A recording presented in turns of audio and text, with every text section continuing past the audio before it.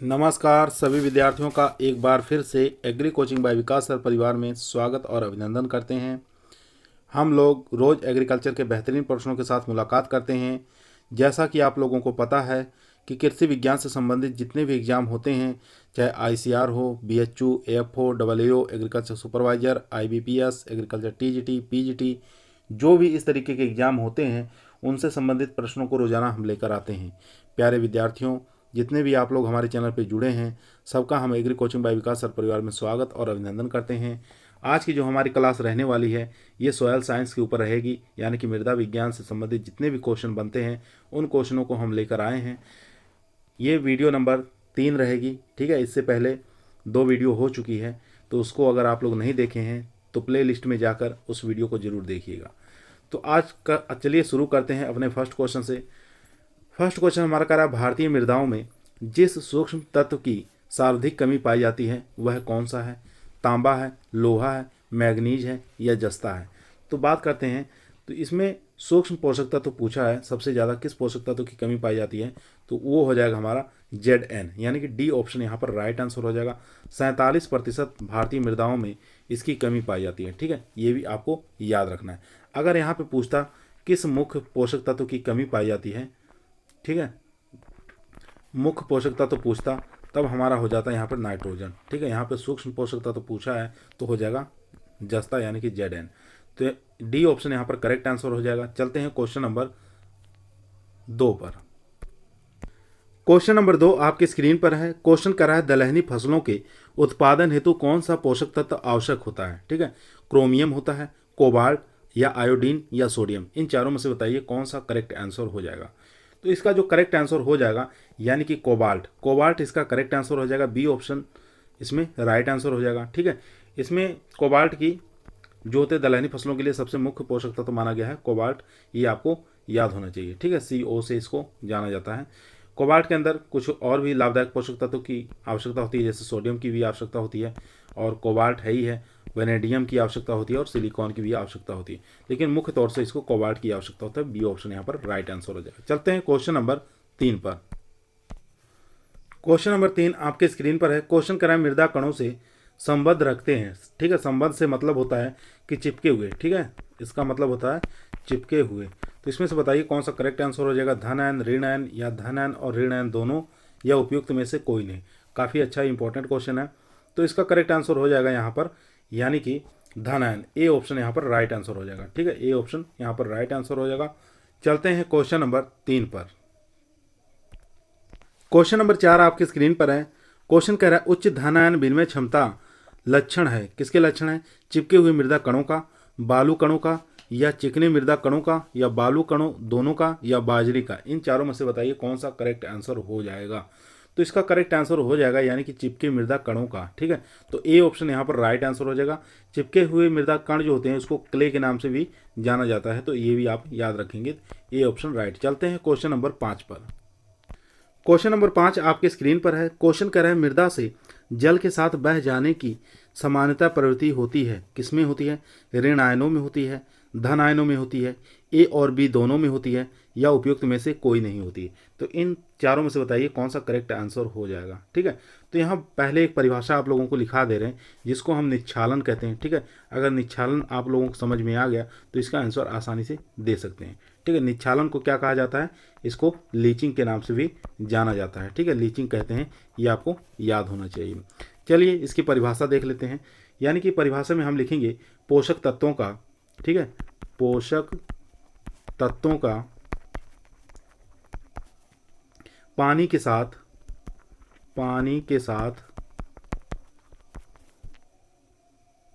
घुलकर पादप की जड़ के क्षेत्र से, पादप के जड़ क्षेत्र से नीचे चले जाना, ठीक है, नीचे चले जाना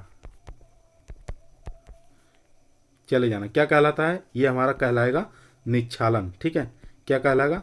निच्छालन कहलाएगा, ये आपको याद रखना है, ठीक ठीक है। तो यहाँ पर क्या आप देखें कि मतलब पोषक तत्व जो भी रहेंगे वो पानी के साथ घुलकर जड़ क्षेत्र के नीचे की ओर चले जाना, यानी कि वो लीचिंग कहला जाएगा, निच्छालन कहते हैं इसको। तो यहाँ पर यही चीज़ आएगा, जैसे कि NO3 जो होता है ये माइनस के रूप में रहता है, यहाँ जो माइनस है ये पानी के साथ घुलकर ये जड़ क्षेत्र से नीचे चला जाता है, ठीक है। यही चीज़ यहाँ पे आपको समझना है। तो माइनस के रूप में रहेगा, तो यहाँ पर ऋणात्मक आयनों में ए ऑप्शन हमारा करेक्ट आंसर हो जाएगा, ठीक है। ए ऑप्शन हमारा राइट आंसर हो जाएगा इस क्वेश्चन का। चलते हैं क्वेश्चन नंबर 6 पर। क्वेश्चन नंबर 6 आपके स्क्रीन पर है। क्वेश्चन नंबर 6 कह रहा है बलुई मृदा प्राय पोषक तत्वों से न्यून होती है क्योंकि धन आयन मृदा कणों से संबंध रखते हैं परंतु ऋण आयन संबंध नहीं रखते हैं। धन आयन मृदा कणों से पृथक रहते हैं परंतु ऋणात्मक सहसंबंध रखते हैं। तीसरा ऑप्शन है धन आयन और ऋण आयन दोनों ही मृदा कणों से संबंध नहीं रखते हैं। चौथा ऑप्शन है उपयुक्त में से कोई नहीं। तो इसका जो करेक्ट आंसर हो जाएगा यानी कि सी ऑप्शन यहाँ पर राइट आंसर हो जाएगा, यानी कि धन आयन और ऋण आयन दोनों ही मृदा कणों से संबंध नहीं रखते हैं। तो सी ऑप्शन यहाँ पर राइट आंसर हो जाएगा। चलते हैं क्वेश्चन नंबर 7 पर। क्वेश्चन नंबर 7 आपके स्क्रीन पर है। क्वेश्चन कह रहा है वायुमंडल के नत्रजन का स्थिरीकरण ना करने वाली दलहनी फसल कौन सी है, ठीक है। ना करने वाली दलहनी फसल कौन सी, ये आपको बताना है। चना है, मटर है, राजमा है या मूंग है। यानी कि जितनी दलहनी फसलें होती हैं सब नाइट्रोजन का स्थिरीकरण करती हैं। और आप लोगों को मालूम है 79% जो होती है नाइट्रोजन ये वायुमंडल के अंदर होती है, ठीक है। वायुमंडल के अंदर होती है जो कि दलहनी फसलें इसका स्थिरीकरण करती हैं, वायुमंडल से लेती हैं, ठीक है। और मृदा जो प्लांट होता है उसको पहुंचाने का काम करती हैं। इसमें से एक क्रॉप ऐसी है जो कि ये नाइट्रोजन का स्थिरीकरण नहीं करती, वो हमारी क्रॉप हो जाएगी यानी कि राजमा, ठीक है। सी ऑप्शन यहाँ पर राइट आंसर हो जाएगा, ठीक है। बाकी मटर का वैज्ञानिक नाम आपको याद होना चाहिए, पाइसम सटाइवम होता है इसका वैज्ञानिक नाम। चलते हैं क्वेश्चन नंबर 8 पर। क्वेश्चन नंबर 8 आपकी स्क्रीन पर है। क्वेश्चन कर रहा है बृहत मैदान के पुराने जलोढ़ मिट्टी को क्या कहा जाता है, ठीक है। बृहत मैदान के पुराने जलोढ़ मिट्टी को क्या कहा जाता है, काफ़ी इंपॉर्टेंट क्वेश्चन है। देखते हैं ऑप्शन क्या कह रहा है। खादर कहते हैं, बांगर कहते हैं, रेगूर कहते हैं या कल्लर कहते हैं। तो इन चारों में से बताइए कौन सा करेक्ट आंसर हो जाएगा। तो इसका करेक्ट आंसर हो जाएगा यानी कि बागर कहते हैं, बी ऑप्शन यहाँ पर राइट आंसर हो जाएगा। ये आपको याद होना चाहिए। रेगूर मिट्टी किसे कहते हैं, यानी कि काली जो मिट्टी होती है, ठीक है, काली जो मिट्टी होगी उसको हम रेगूर मृदा कहते हैं, ठीक है। काली मृदा को रेगूर मृदा कहते हैं, या कह सकते हैं कपासीय जो मृदा होता है, ठीक है, कपासीय मृदा को भी हम रेगूर मृदा कहा जाता है, ठीक है। ये याद। कल्लर मृदा कौन सी होती है, कल्लर यानी कि जो लवणीय मृदा होती है उसको हम कल्लर के नाम से जानते हैं, ठीक है। किस मृदा को, लवणीय जो मृदा होती है उसको हम कल्लर के नाम से जानते हैं। ये अधिकतर उन क्षेत्रों में पाई जाती है जैसे पंजाब में ये मिलेगी आपको, ठीक है, हरियाणा के अंदर देखने को मिलेगी, ठीक है। हरियाणा और पंजाब में लवणीय मृदा जो होती है उसको कल्लर के नाम से जानते हैं, ये आपको याद होना चाहिए। तो यहाँ पर बी ऑप्शन हमारा राइट आंसर है। चलते हैं क्वेश्चन नंबर 9 पर। क्वेश्चन नंबर 9 आपकी स्क्रीन पर है। क्वेश्चन कह रहा है भारत में किस मृदा का क्षेत्रफल सर्वाधिक पाया जाता है, काली मृदा का, लाल मृदा का, मरुस्थलीय मृदा का, जलोढ़ मृदा का। इन चारों में से बताइए कौन सा करेक्ट आंसर हो जाएगा। तो इसका करेक्ट आंसर हो जाएगा यानी कि जलोढ़ मृदा का, डी ऑप्शन यहाँ पर राइट आंसर हो जाएगा। इसको जलोढ़ मृदा को एलुवियल मृदा भी कहा जाता है, ठीक है, ये भी आपको याद होना चाहिए। एलुवियल मृदा भी कहा जाता है या एलुवियल सॉइल भी कहा जाता है। तो यहाँ पर डी ऑप्शन हमारा राइट आंसर हो जाएगा। सेकंड नंबर की बात करें, अगर एलुवियल जलोढ़ मृदा नहीं दिया है तो हमारी काली मृदा आ जाएगी सेकंड नंबर पे, ये भी आपको याद होना चाहिए। चलते, काली मृदा नहीं लाल मृदा रहेगी, यानी सेकंड नंबर पे लाल मृदा हो जाएगी, फर्स्ट पे जलोढ़ मृदा। चलते हैं क्वेश्चन नंबर 10 पर। क्वेश्चन नंबर 10 आपकी स्क्रीन पर है। क्वेश्चन कह रहा है चाय, कॉफी, रबड़ और काजू की खेती के लिए कौन सी मृदा उत्तम मानी जाती है, काली मृदा, लेटराइट मृदा, जलोढ़ मृदा या पर्वतीय मृदा। इन चारों में से बताइए कौन सा करेक्ट आंसर हो जाएगा। काली मृदा की बात कर लेते हैं। जो काली मृदा होती है ये कपास की खेती के लिए सबसे अच्छी मानी जाती है। साथ ही आप याद रखेंगे सोयाबीन की खेती के लिए सबसे अच्छी मानी जाती है। इसके साथ गन्ना की खेती के लिए सबसे अच्छी मानी जाती है काली मृदा, ठीक है। उसके बाद यहाँ पर लेटराइट मृदा की बात कर लेते हैं, यानी कि बी ऑप्शन हमारा यहाँ पर करेक्ट आंसर हो जाएगा, ठीक है। इसके अंदर किसकी किसकी अधिकता भी पाई जाती है लेटराइट मृदा के अंदर, तो ये आप याद रखेंगे Fe, ठीक है, और एल्यूमिनियम, ठीक है, एल्यूमिनियम, इन दो पोषक तत्वों की अधिकता पाई जाती है। किसकी, फेरस की और एल्यूमिनियम की, ठीक है, इसकी अधिकता पाई जाती है लेटराइट मृदा में, ये आपको याद होना चाहिए। और ये किन क्षेत्रों में पाई जाती है, तो ये पूर्वी भारत के क्षेत्रों में अधिकतर ये मृदा देखने को मिलती है, ठीक है, ये भी आपको याद होना चाहिए। तो बी ऑप्शन यहाँ पर हमारा राइट आंसर हो जाएगा। और यहाँ पर जलोढ़ मृदा का नाम भी आया है, तो जलोढ़ मृदा को भी आप याद रखेंगे, यानी कि यह उपजाऊ मृदा है। ठीक है, उपजाऊ मृदा कौन सी है, ये जलोढ़ मृदा हो जाएगी। चलते हैं क्वेश्चन नंबर 11 पर। क्वेश्चन नंबर 11 देखेंगे। क्वेश्चन नंबर 11 कह रहा है आर्द्र और शुष्क मौसम के क्रमिक परिवर्तन के कारण निच्छालन की सर्वाधिक प्रक्रिया के फलस्वरूप कौन सी मृदा का विकास हो जाता है। ठीक है, जलोढ़ मृदा का, काली मृदा का, लेटराइट मृदा का या लाल मृदा का।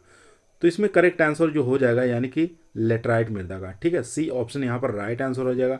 लाल मृदा में किस पोषक तत्व की अधिकता पाई जाती है, तो Fe यानी कि आयरन की अधिकता पाई जाती है, ये भी आपको याद होना चाहिए। तो सी ऑप्शन यहाँ पर करेक्ट आंसर हो जाएगा। चलते हैं क्वेश्चन नंबर 12 पर।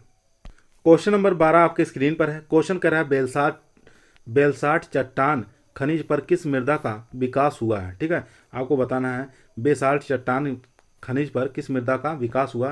काफ़ी अच्छा इंपॉर्टेंट क्वेश्चन है। यानी कि बेसाल्ट चट्टान की बात करें तो इसका निर्माण किससे होता है, आग्नेय चट्टान से होता है। ठीक है, आग्नेय चट्टान से होता है, ये आपको याद होना चाहिए। ठीक है, आग्नेय चट्टान से बेसाल्ट चट्टान का निर्माण होता है। या तो आग्नेय चट्टान जब लावा फूटेगा तो दो तरफ बनेगा। ठीक है, या तो ये बाहर बनेगा, ठीक है, बाहर की तरफ होगा, या तो ये अंदर ही बन जाएगा। ठीक है, तो ये दो इसके पार्ट होते हैं, दोनों तरफ किसी भी जगह ये बन सकता है। तो ये बेसाल्ट चट्टान जो होती है खनिज की किस मृदा का विकास करती है, काली मृदा, जलोढ़ मृदा, लाल मृदा या लेटराइट मृदा। तो इसका करेक्ट आंसर हो जाएगा यहाँ पर यानी कि काली मृदा। ठीक है, ए ऑप्शन यहाँ पर राइट आंसर हो जाएगा। ब्लैक सॉयल बात करें, ब्लैक सॉयल जो होती है काली मृदा के अंदर जीवाश्म की मात्रा कम होती है। ठीक है, जीवाश्म पदार्थ की मात्रा कम होती है। एग्जाम में आया हुआ क्वेश्चन है कि ब्लैक सॉयल के अंदर जीवाश्म पदार्थ की मात्रा कम होती है या अधिक होती है, तो जीवाश्म पदार्थ की मात्रा कम होती है, ये आपको याद रखना है। और काली मृदा किन किन राज्यों में मिलती है, तो गुजरात याद रखेंगे, गुजरात के अंदर ये पाई जाती है, और महाराष्ट्र के अंदर पाई जाती है। ठीक है, और मध्य प्रदेश के अंदर ये पाई जाती है। तो तीनों में आप याद रखेंगे, अधिकतर आपको महाराष्ट्र के अंदर ये देखने को मिलती है। चलते हैं क्वेश्चन नंबर 13 पर। क्वेश्चन नंबर 13 आपके स्क्रीन पर है। क्वेश्चन कह रहा है ग्रेनाइट, नीस और सिस्ट जैसी प्राचीनतम परिवर्तित चट्टानों की टूट फूट से किस मृदा का विकास हुआ है, काली मृदा का, लाल मृदा का, लेटराइट मृदा का या जलोढ़ मृदा का। इन चारों में से बताइए कौन सा करेक्ट आंसर हो जाएगा। ठीक है, एक चीज़ आप यहाँ पर बताएंगे कि आयरन की अगर अधिकता हो जाती है जिस मिट्टी में, तो वो कौन सी मिट्टी कहलाती है, काली मिट्टी, लाल मिट्टी, लेटराइट मिट्टी या जलोढ़ मिट्टी। इन चारों में से बताएंगे कि जिस मिट्टी के अंदर आयरन की अधिकता होती है उसमें कौन सी मिट्टी हो जाती है, तो वह मिट्टी हो जाएगी हमारी लाल मृदा। ठीक है, तो यहाँ पर बी ऑप्शन हमारा करेक्ट आंसर हो जाएगा। ठीक है, जो लोग बी ऑप्शन दे रहे हैं वो लोग करेक्ट आंसर दे रहे हैं, क्योंकि लाल मिट्टी के अंदर आयरन की अधिकता होती है। ठीक है, आयरन ग्रेनाइट के अंदर भी पाया जाता है, निस के अंदर भी पाया जाता है और सिस्ट के अंदर पाया जाता है। तीनों के अंदर आयरन की अधिकता पाई जाती है, ये आप याद रखेंगे। तो लाल मिट्टी का निर्माण होता है, बी ऑप्शन राइट। चलते हैं क्वेश्चन नंबर 14 पर। क्वेश्चन नंबर 14 आपके स्क्रीन पर है। क्वेश्चन कह रहा है मृदा संघनानुसार सामान्य मृदा में कार्बनिक पदार्थ की कितनी प्रतिशत मात्रा पाई जाती है। ठीक है, आपको बताना है। काफ़ी अच्छा क्वेश्चन है। 5 से 7%, 15%, 20% या 2%। तो इसका करेक्ट आंसर हो जाएगा यानी कि 5 से 7%। ए ऑप्शन यहाँ पर राइट आंसर हो जाएगा। ठीक है, खनिज पदार्थ की बात करें तो खनिज पदार्थ 45% पाया जाता है, और कार्बनिक पदार्थ कितना पाया जाता है, 5% कार्बनिक पदार्थ पाया जाता है, ये आपको याद होना चाहिए। तो यहाँ पर 5 से 7%, ए ऑप्शन हमारा राइट आंसर। चलते हैं क्वेश्चन नंबर 15 पर। क्वेश्चन नंबर देखेंगे 15 आपके स्क्रीन पर है। क्वेश्चन कह रहा है मृदा परिच्छेदिका में पौधों की अधिकांश जड़ें किस संस्तर में फैली होती हैं। ये आप बताएंगे कौन सा इसका करेक्ट आंसर हो जाएगा, बी संस्तर, सी संस्तर, ए संस्तर या डी संस्तर। तो इसमें से करेक्ट आंसर क्या हो जाएगा। ए संस्तर की बात कर लेते हैं तो ये खनिज संस्तर भी कहलाता है। ठीक है, ये क्या कहलाता है, खनिज संस्तर भी कहलाता है, ये आपको याद होना चाहिए। तो ए ऑप्शन हमारा यहाँ पर राइट आंसर हो जाएगा। ठीक है, ए ऑप्शन हमारा राइट आंसर हो जाएगा। यहाँ पर सी ऑप्शन हमारा राइट आंसर हो जाएगा, जिसको ए संस्तर बोला जाता है, ये आपको याद होना चाहिए। ठीक है, यहाँ पर आर संस्तर एक होता है, एक होता है आर संस्तर। ठीक है, आर संस्तर होता है, इसको भी आप याद कर लेंगे। इसके अंदर क्या होता है, यानी कि चट्टान। ठीक है, चट्टान जो होता है इसी के अंदर होता है, चट्टानों का निर्माण आर संस्तर में होता है, ये आपको याद होना चाहिए। यहाँ पर सी संस्तर जो दिया हुआ है इसमें पैतृक पदार्थ होता है। ठीक है, क्या होता है, पैतृक पदार्थ होता है, ये आप याद रखेंगे, पैतृक पदार्थ। उसके बाद बी संस्तर यहाँ पर दिया हुआ है, तो बी संस्तर के अंदर क्या होता है, ये बीज संस्तर आप लोग कमेंट में बताएंगे बीज संस्तर के अंदर क्या होता है, तो इसका आंसर आप लोग कमेंट के अंदर देंगे। ठीक है, संस्तर होते हैं, इस प्रकार के संस्तर होता है जिसको मृदा प्रोफाइल बोला जाता है। ठीक है, ये आर संस्तर हो गया। उसके बाद इसके बाद होता है सी संस्तर हो जाता है। इसके बाद जो होता है वो होता है ई संस्तर होता है। ठीक है, बी संस्तर हो गया, इसके बाद ई संस्तर हो गया, उसके बाद ये सी संस्तर हो गया, उसके बाद ई संस्तर, और एक संस्तर जो बचा है ये ए संस्तर कहलाता है। ठीक है, और इसके ऊपर वाला जो पार्ट होता है ये हमारा O1 संस्तर कहलाता है, ओ संस्तर कहलाता है, ये आप याद रखेंगे। चलते हैं क्वेश्चन नंबर 16 पर। क्वेश्चन नंबर 16 आपके स्क्रीन पर है। क्वेश्चन कर रहा है दलहनों में वायुमंडलीय नाइट्रोजन के स्थिरीकरण हेतु किस सूक्ष्म तत्व की सर्वाधिक आवश्यकता होती है। ठीक है, आपको बताना है कौन सी ऐसा पोषक तत्व है जो दलहन में काफ़ी ज़्यादा उपयोग करता है और उसमें पोषक सूक्ष्म जो पोषक तत्व होते हैं उनकी आवश्यकता को बढ़ा देता है। ठीक है, MO, MN, FE या नाइट्रोजन। ठीक है, इन चारों में से बताइए कौन सा करेक्ट आंसर हो जाएगा।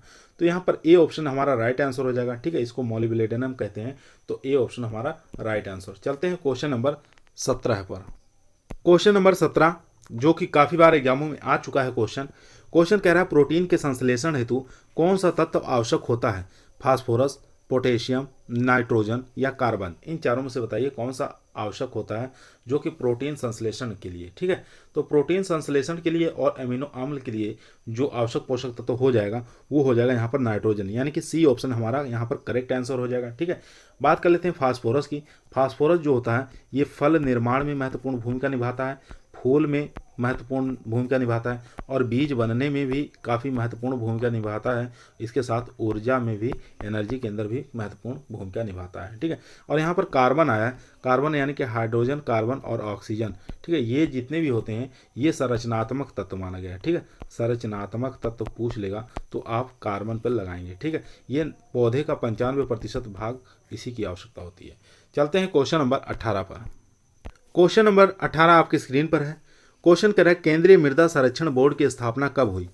वर्ष 1964 में, वर्ष 1953 में, वर्ष 1985 में या वर्ष 1955 में। तो इसका करेक्ट आंसर हो जाएगा यानी कि वर्ष 1953 में। ठीक है, बी ऑप्शन यहाँ पर हमारा करेक्ट आंसर हो जाएगा। चलते हैं क्वेश्चन नंबर 19 पर। क्वेश्चन नंबर 19 आपके स्क्रीन पर है। क्वेश्चन कर रहा है 1 हेक्टेयर बराबर कितना एकड़ होता है। 2.47 एकड़, 2.37 एकड़, 2.57 एकड़ या 2.67 एकड़। इन चारों में से बताइए कौन सा करेक्ट आंसर हो जाएगा। बात करें 1 हेक्टेयर बराबर होता है 2.47 एकड़। ठीक है, तो ये हो जाएगा 1 हेक्टेयर बराबर। अब यहाँ बात करेंगे 1 एकड़ बराबर कितना होता है, तो 1 एकड़ बराबर कितना हो जाएगा यानी कि 404747 ये हो जाएगा मीटर स्क्वायर। ठीक है, ये 1 एकड़ बराबर होता है। अब इसके बाद बात कर लेते हैं 1 एकड़ बराबर 0.4047 हेक्टेयर। ठीक है, ये हेक्टेयर में होगा, ये मीटर स्क्वायर में। ये तीनों आंकड़े आपको याद होने चाहिए, किसी भी रूप में आपको क्वेश्चन दे सकता है। तो ए ऑप्शन हमारा यहाँ पर करेक्ट आंसर हो जाएगा। ठीक है, ए ऑप्शन राइट आंसर। चलते हैं क्वेश्चन नंबर 20 पर। क्वेश्चन नंबर 20 आपके स्क्रीन पर है। क्वेश्चन कह रहा है रेगूर किसका नाम होता है। लाल मृदा का, जलोढ़ मृदा का, काली मृदा का या लेटराइट मृदा का। तो इन चारों में से बताइए कौन सा करेक्ट आंसर हो जाएगा। तो बात कर लेते हैं लाल मृदा जो होती है इसमें क्या होता है, आयरन की अधिकता होती है। ठीक है, Fe की अधिकता होती है, यानी कि आयरन की अधिकता पाई जाती है लाल मृदा के अंदर। और ये किससे, इसका निर्माण जो होता है ये किससे होता है, ग्रेनाइट से, निस से, ठीक है, और सिस्ट से। इन सब के टूटने से किसका निर्माण होता है, ये होता है लाल मृदा का निर्माण होता है। यहाँ बात करेंगे जलोढ़ मृदा। जलोढ़ मृदा 2 प्रकार की होती है, एक होती है बांगर मृदा। ठीक है, एक होती है बांगर मृदा, एक होती है खादर मृदा। ठीक है, एक होती है खादर मृदा। बांगर मृदा उसे कहते हैं जो पुरानी मृदा होती है। ठीक है, और खादर मृदा उसे कहते हैं जो नई मृदा होती है। ठीक है, जो नई मृदा होती है उसको खादर कहा जाता है। ये आपको याद होना चाहिए। यहाँ पर काली मृदा आया है। काली मृदा जिसको हम कपासी मृदा भी कहते हैं। ठीक है, कपासी मृदा भी इसको कहा जाता है, या रेगूर मृदा के नाम से भी इसको जाना जाता है। ठीक है, अधिकतर ये कौन से क्षेत्रों में मिलती है, ये मिलती है महाराष्ट्र के क्षेत्रों में। एक यहाँ पे आया लेटराइट मृदा। ठीक है, लेटराइट मृदा में किसकी किसकी खेती करते हैं, काजू की खेती कर सकते हैं, चाय की खेती कर सकते हैं और रबड़ की खेती कर सकते हैं आसानी से। ठीक है, तो ये सब चीज़ें आपको याद होना चाहिए। तो इसमें जो हमारा करेक्ट आंसर हो जाएगा वो हमारा हो जाएगा, यानी कि सी ऑप्शन यहाँ पर राइट आंसर हो जाएगा। ठीक है, जिसको काली मृदा, ठीक है, रेगुर मृदा को ही काली मृदा कहा जाता है। C option right answer. चलते हैं क्वेश्चन नंबर 21 पर। क्वेश्चन नंबर 21 आपके स्क्रीन पर है। क्वेश्चन कह रहा है दलहनी फसल जिसमें प्राय मैदानी क्षेत्र में सहजीवी नाइट्रोजन का स्थिरीकरण नहीं होता है। ठीक है, ऐसी फसल बताना है जिसके अंदर नाइट्रोजन स्थिरीकरण नहीं होता है।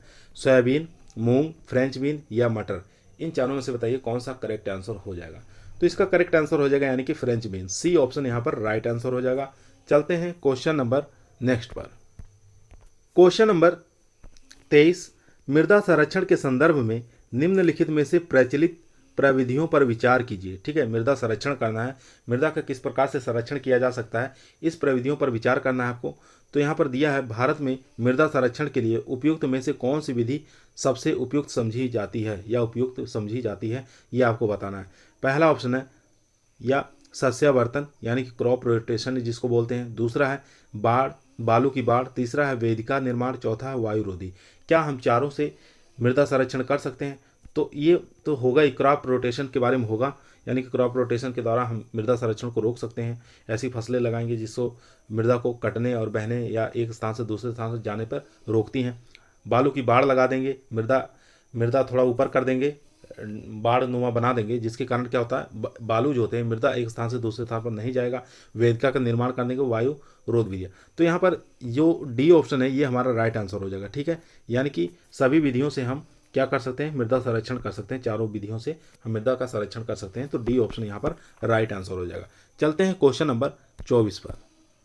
क्वेश्चन नंबर देखेंगे 24 नंबर क्वेश्चन कह रहा है मृदा का लवणीयपन। ठीक है, ये लवणीयपन रहेगा।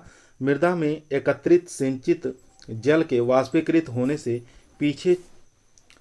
पीछे छूटे नामक खनिजों से उत्पन्न होता है। सिंचित भूमि पर लवणी भवन पर क्या प्रभाव पड़ता है? ठीक है, ये क्वेश्चन ध्यानपूर्वक पढ़ेंगे और इसका आंसर देंगे। तो यह फसलों के उत्पादन में अत्यधिक वृद्धि लाता है, ये एकदम गलत है। ठीक है, उसके बाद यह कुछ मृदाओं को अपरागमय बना देता है। तो ये ऑप्शन हमारा एकदम करेक्ट आंसर हो जाएगा। ठीक है, और भी देख लेते हैं। यह भौम जल स्तर से ऊपर ले जाता है, ये तो एकदम नहीं होगा, गलत हो जाएगा। यह मृदा के वायु अवकोशों पर जल से भर देता है, तो ये भी गलत हो जाएगा। तो यहाँ पर बी ऑप्शन जो हमारा है ये राइट आंसर हो जाएगा। ठीक है, बी ऑप्शन हमारा करेक्ट आंसर हो जाएगा। चलते हैं क्वेश्चन नंबर 25 पर। ये लवणी भवन नहीं रहेगा, लवणीपन है ये आप याद रखेंगे। ठीक है, यहाँ पर थोड़ा मिस्टेक हो गया टाइपिंग में। लवणीपन पर क्या प्रभाव पड़ेगा? तो बी ऑप्शन यहाँ पर राइट है। चलते हैं क्वेश्चन नंबर 25 पर, जो कि आज की हमारा ये लास्ट क्वेश्चन रहेगा। क्वेश्चन नंबर 25 जो कि आज का हमारा इस वीडियो का लास्ट क्वेश्चन है। क्वेश्चन कह रहा है निम्नलिखित में से कौन सा सही सुमेलित नहीं है? ठीक है, ये नहीं देखना है, सुमेलित नहीं है। पहला ऑप्शन देख लेते हैं, नील हरित शैवाल धान से संबंधित है। जी एकदम करेक्ट आंसर है, क्योंकि बीजीए, ठीक है, बीजीए और एजोला ये दोनों ही धान से संबंधित होते हैं। ठीक है, उसके बाद राइजोबियम लेग्यूमिनेसेरम ये मटर से संबंधित है। ठीक है, मटर में इसका प्रयोग किया जाता है। ये भी एकदम करेक्ट आंसर है, क्योंकि दलहनी फसलों में इस राइजोबियम का प्रयोग किया जाता है, लेग्यूमिनेसेरम का। ठीक है, ये आपको याद होना चाहिए। उसके बाद एजोक्टोबैक्टर गेहूं में प्रयोग करते हैं, ये भी एकदम करेक्ट है। एजोला यहाँ पर मक्का में प्रयोग नहीं करते हैं, ये हम प्रयोग करते हैं धान की खेत में। ठीक है, तो यहाँ पर डी ऑप्शन हमारा राइट आंसर हो जाएगा, यानी कि डी ऑप्शन करेक्ट आंसर हो जाएगा। आज की वीडियो हमारी यहीं समाप्त हुई। अगर आप लोगों को अच्छी लगी हो तो दोस्तों में, मित्रों में और अपने जो भी यार दोस्त हैं सबके पास इस वीडियो को शेयर करिए और वीडियो को लाइक करिए। चैनल पे नए आए हैं तो सब्सक्राइब जरूर करिएगा। जितने लोग देख रहे हैं सभी लोगों को धन्यवाद।